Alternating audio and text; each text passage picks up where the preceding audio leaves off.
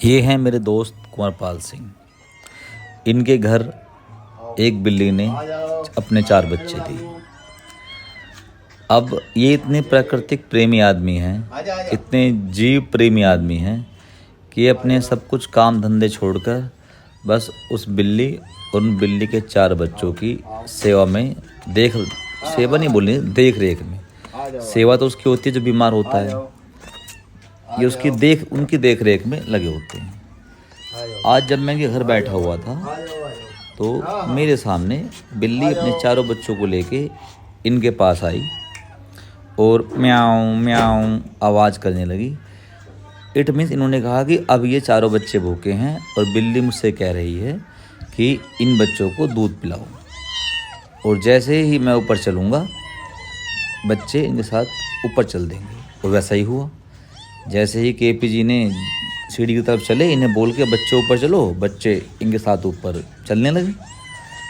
मैं देख के हैरान था कि शब्दों ने तो इंसान को एक दूसरे से अलग किया है, लेकिन जो ये भावना, फीलिंग, एक दूसरे की प्रति विश्वास, दया भाव, सप्रेम, समर्पण, इसके लिए शब्दों की ज़रूरत ना इंसान को इंसान से बात करने में है और ना किसी जानवर को इंसान से बात करने में है।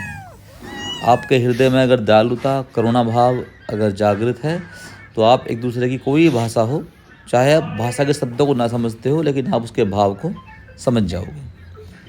तो जब केपी जी ऊपर आके दूध तैयार करने लगे तो मैं भी उनके साथ पीछे पीछे वीडियो रिकॉर्डिंग करता हुआ ऊपर आ गया।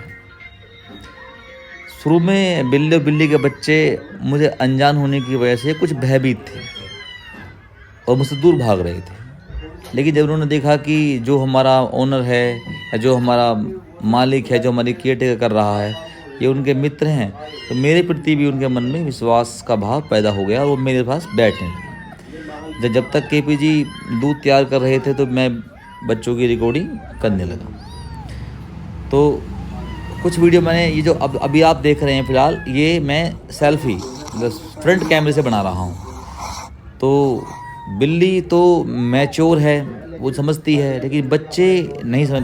बच्चे अपनी शक्ल वीडियो में, कैमरे में देख के बड़े चौंक रहे थे। तो मैं उस पल को काफ़ी एंजॉय कर रहा था और मैं भी मतलब अपने काम जो थे मैं भूल गया और मैं बस उस वीडियो बनाने में मस्त हो गया। इट मीन्स कि अगर आप प्रकृति के नज़दीक रहोगे और प्रकृति को जियोगे तो आप ये समझ सकते हो कि आप के ये स्ट्रेस, ये बेकार की बातें, एंजाइटी, ये डिप्रेशन, ये फलाना, ये ढिकाना, इनसे आपका वास्ता नहीं रहेगा।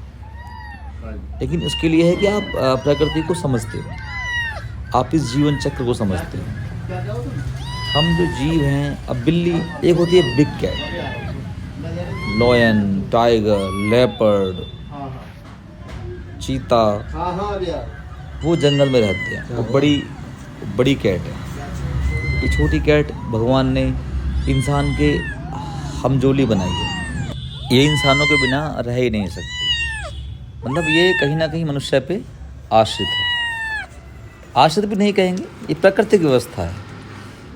और केपी भाई ने दूध रख दिया है। और देखो, मातृत्व की भावना, माता क्या होती है? माँ, चाहे वो एक औरत हो, चाहे वो एक बिल्ली हो, चाहे वो एक फीमेल डॉग हो।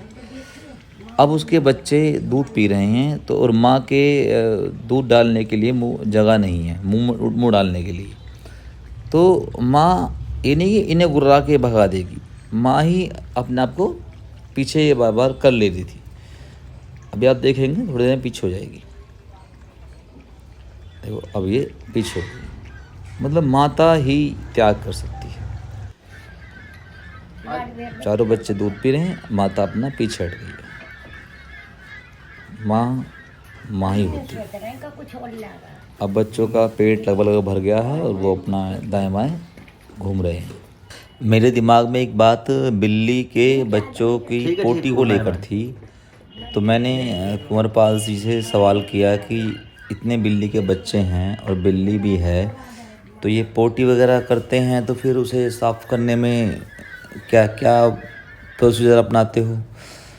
तो कुंवरपाल जी ने बताया कि आज तक लगभग 20 से लगभग 1 महीना हो गया है बच्चे देने के बाद से। अभी तक हमने एक बार भी पोटी साफ़ नहीं की है।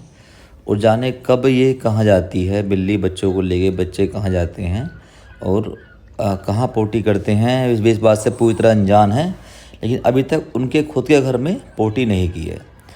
तो जो हमारे मन में सवाल खड़ा होता है कि भाई बिल्ली अगर बच्चे दिए हैं या बिल्ली घर में है तो पोटी ज़रूर करेगी, ऐसा नहीं है। बिल्ली अपने आप में बहुत ही स्वच्छता का ध्यान रखती है, कम से कम जहाँ वो रहती है। ये तो पक्का है कि कहीं ना कहीं पोटी ज़रूर करती होगी, लेकिन जहाँ वो रहती है, जहाँ उसके बच्चों के लिए शरण मिली हुई है, उस घर में बिल्ली अपनी तरफ से कोई भी गंदगी नहीं करती है। तो आप निसंकोच भाव से बिल्ली या बिल्ली के बच्चों को अपने घर में शरण दे सकते हैं।